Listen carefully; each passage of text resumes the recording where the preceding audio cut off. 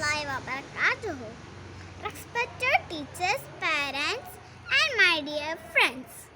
I am Hamda Fatima. Good morning to one and respected her. Today I am going to talk about Kerala. As we are now November 1 is we celebrate Kerala's birthday. After India got independence on August 15th, 1947, the state Kerala was formed on November 1 is 1956.